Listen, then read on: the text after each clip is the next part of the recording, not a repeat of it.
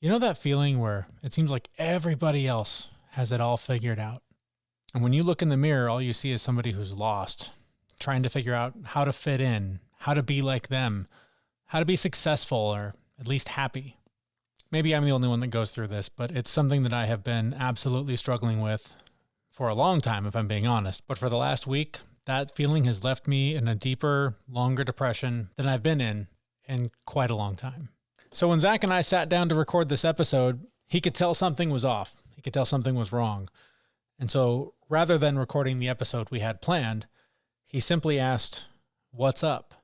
And what you're about to hear is the vulnerable conversation that followed that question, and hopefully some advice that not only helps me, but if this is something you're struggling with too, I hope that there's some relief and maybe some answers for you as well. But first, this is the Fit Mess, where together we learn to develop habits that help us live beyond our mental health struggles to create happier, healthier lives. He's Zach.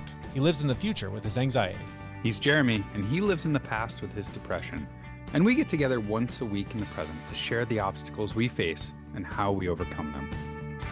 So quickly, for those of you that are new to the show, as the intro you just heard alluded to, I do struggle with depression. It is something that I have dealt with my entire life.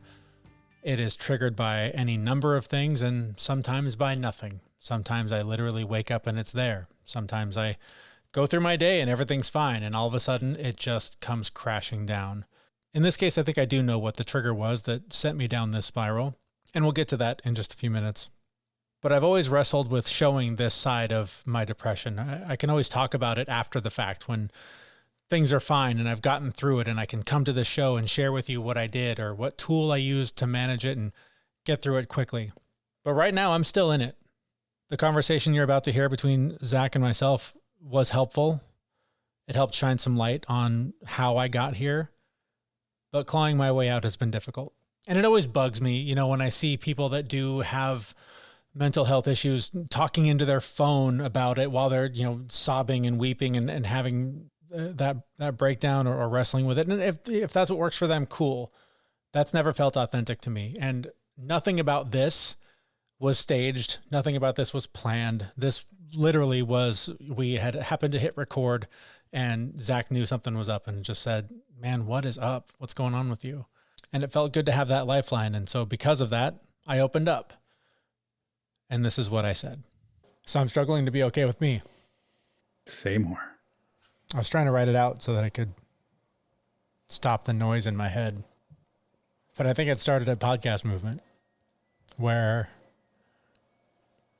I'm surrounded by thousands of people that my perception is they're all more successful than me. They all have their own business. They're all just trying to find a way to make it better. And over the 4 days, the creep of, I don't belong here. I'm not good enough for this crowd. This is for other people, started to show up. Mm. And that was tough. It's tough to have been doing this kind of work for as long as I've been doing it, and to feel like everybody else figured it out faster. And so that was that, right? That came and went. Normal travel anxiety stuff that we've already talked about. And then I got home. And there's always a transition of, I've been on my own for 4 days and now I've got to assimilate back into daily life with other people. And that's fine. That's normal. But, I'm still not back on my routines. And so I'm judging myself for that. But then there was a community event here. We live in this little gated community, and there was a concert in the park, and it was basically a cover band. Mm-hmm. So I'm there and I'm watching this band. And at first everything was fine. Everyone was kind of on the same level. And then I started looking around and realizing everyone here owns the home they live in. Everyone here has a level of wealth and success that I have not attained. Mm-hmm. And so I started, feeling bad about that. And as the night went on, people started drinking, loosening up, dancing. And the longer I was there, the more I felt like an alien. It's like, I don't know the lyrics. I don't know the language. I don't know the culture. I don't know how these people do this. How do they just interact and have fun and enjoy all of this? And even watching the band, they were very good. They did a great job. They played for 2 hours, maybe even longer. Did a great job. But I was looking around at the crowd of maybe, 200 people that were there, maybe less. And I started going like, as a podcaster, I'm a cover band. Mm-hmm. Right? Like, I'm not Taylor Swift. I'm not filling arenas around the country. I'm playing the concert in the park to the people that know me. And so that started to mess with me. And it's been a while since the voices in my head that tell me all these things about myself have been there. It's been a few months, and all of a sudden they're really loud. And even now, like I'm anxious sitting here talking about this. Like I feel nervous. There's like a tightness in my chest. You're being vulnerable. That's fair. But even preparing for this, right? Like this, I didn't necessarily plan to talk about this, but in the end, I think it's just, I feel like half my life is gone and I haven't figured out how to play the game yet. And I'm tired of advice. That's what we do here. But all these things I follow, all these authors, books, courses, tweet after tweet, post after post, book after book of all you have to do is. And for years, I was like, yeah, all I have to do is. But now my reaction almost universally is, fuck you. Share something. Be a human being. Stop telling me what I need to do, billionaire, to be more like you. Share with me how hard it is. Tell me you struggle. Act like a fucking human being. And so that's been tough. Trying to figure out like, okay, well, if I'm resistant to advice, how do I claw my way out of this? And I know I'm not managing the energy efficiently. I'm not going to the gym. I'm not challenging myself physically. And I know that for me, I know that works. But somehow it's still not enough to make me go. It's not enough to make me get back into my routine. And it's only been a few days. But, then the advice that shows up is listen to your intuition. Listen to, yourself. Know what you need to do. Myself wants to sit on the couch and play fucking video games. That's what myself wants to do. Myself does not want to go to the gym. I want to go to the gym to feel better mentally, but also because I feel like I'm not good enough and that somehow that's going to change that.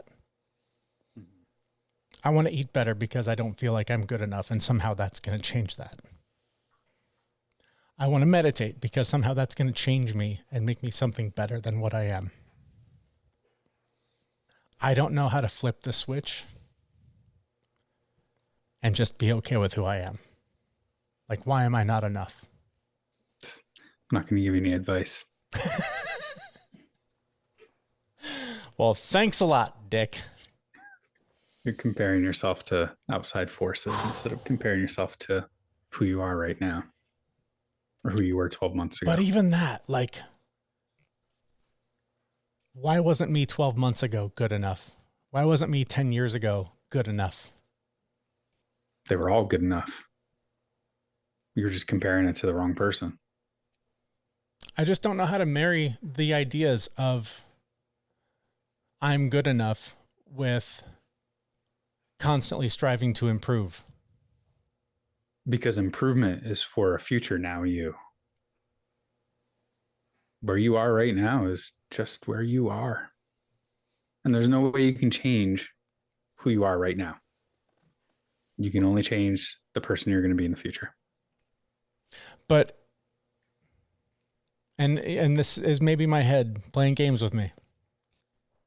But no matter what I do, whether I go to the gym 4 times a day, eat the right things, meditate like a Buddha, and I'm, the picture of health and fitness in 10 years, or I sit on this fucking couch and play, video games 10 hours a day. In 10 years, which me is good enough? Why isn't the guy on the couch with the video games good enough? Because you have ambitions beyond that. And maybe I'm afraid of them. You're very much afraid of them. It's been a constant theme with us. I don't know how to get past that. You need to start with being okay right now. Oh, that's all. I'm Check. not kidding. Moving on. All right. Next. Right? Are you alive? Are you breathing? Do you have food? Is your family taken care of? Ish. Are they all okay? Yeah, ish. Okay. You're good. Your family's good. You're okay. Don't fucking compare yourself to me or anyone at Pod Fuck or whatever the name of the thing was. Or anyone else who's been doing this for years and years and years or 2 months and figured just no one else. Just you. You're okay now. 3 years ago, you were not okay. 4 years ago, or whenever you stopped drinking, you were not okay. Yeah. And you did the things you needed to do to be okay. And now you're okay. You are right where you have to be. Well, it's funny you mentioned the not drinking thing too, because that was at this concert. Every now and then there's like a line, where my head just wants me to believe something, and it just kept banging louder and louder. Your sobriety is a prison. I don't think so. I don't think so either. But in that moment, that was what my brain wanted me to believe, because it just kept saying, in this environment in the past, a few beers and you're yucking it up. You're making friends. You're having a great time. And I'm watching everybody around me yucking it up, having a great time, dancing like idiots. Don't get me wrong. Drunk or sober, you will not get me to dance. It's not about wanting to dance like nobody's watching, because somebody's always watching. But it's about that freedom that I see in people that still live the way I used to. Like, it gets hard for me to believe my own bullshit sometimes, where I'm like, This harder path is better than that guy who's having the time of his life. Mm-hmm. Like, that logic part of my brain is like, he's having fun. I'm miserable. Who's playing the game better right now? Again, all the negative things that are going to happen to that guy because of what he did. Right. Right. I mean, alcohol is poison. Mm-hmm. It's straight up poison. Yeah. You know how to deal with your emotions to a point now where I'd be willing to bet that you could have 1 or 2 on occasion, mm-hmm. and you'd probably be fine. Both of us. And I even have the problem myself. Like, every now and again, I'm like, oh, well, I drink now, so I don't feel good. I can go drink. Mm-hmm. I'm like, no. That's not you probably could. Like, you've done the hard work. Yeah. No, I put those guardrails up now. Like, I with other things, I'm like, this, how can I deal with this painful emotion? And there's all the defaults. And I tell myself, nope, we don't do that anymore. Now we sit with this fucking horrible feeling and let the tears build and let your heart race and your chest get tight and panic and start to freak the fuck. I mean, I was like on the verge of a panic attack at this thing. And the more that I freaked out about it, the more I felt trapped in my chair. Like, I just kept thinking, just leave. You can leave anytime. You're an adult human being. You can walk away and go home. But the more that I overanalyzed it and overthought it, I sat there and I was like, I can't leave. You got to get through this. You can power through. You can do this. You can get through this thing. And it just kept getting worse and worse and worse before finally the thing ended. And I went home and just went into a dark room and fell asleep because I just worked myself up into nearly a panic attack. You can leave, though. That's totally fine. I know. Like, that, removing yourself from the situation is totally an option. I know I can. It's super logical now. In that moment, it was like I was chained to it. Yeah. But again, you're comparing yourself to others. Yeah. And you're comparing yourself to a prior you that was not okay. Yeah. As well. I mean, think about that. Like you're going, hey, I used to be able to yuck it up when I had a couple of drinks, blah, blah, blah, blah, blah. But that dude was like, not He was a fucking okay. mess. He was a fucking mess. I mean, I'm He still a was, fucking mess. Don't get me wrong. I'm just a slightly cleaner mess than I used to be. you're fitter. You're a fit Yeah. How mess. about that? Again, you're okay. Everything's fine. Who gives a fuck about all those people at Podfest? Everyone is there putting on their best fucking mask. Every single one of them. And yes, some of them can socialize better than you and I can. I mean, the bar's low because we both suck at it. Right? Yeah. So when you But see, no, but I'm somebody, gonna say, like, you put on a show. Like you do a good job of laying the bullshit on pretty big. me, Yeah, I was pretty impressed. when? Multiple times, but in car rides, at a dinner, like you were just cruising along, playing the game, and I was like, God, how the fuck does he do that? It's super uncomfortable for me. I don't know what I'm saying. Like I am so uncomfortable and feel like I don't fit in all those situations. And I'm just spitting shit out of my face. So to compare yourself to any of those other people, they're all just as nervous, just as whatever, just as fucking anxious about the whole thing as you are. You probably do better than a lot of them. And it's all show. It's all fucking show. So the sooner you realize that, like, you're not less than, you're not, like, you're just as okay as they are, because all of them are pretty much a shit show too. So again, fuck all those people. Think about the Jeremy who quit drinking on New Year's Day. Well, actually, it was the day after New Year's Day, because you did put a couple mimosas down. I still remember you showing up hungover from the night before. I wasn't drinking. I remember that day very, very clearly. Yeah. Because you looked miserable. Yeah. You Kind of like I look now. No. No. It's very, very different now.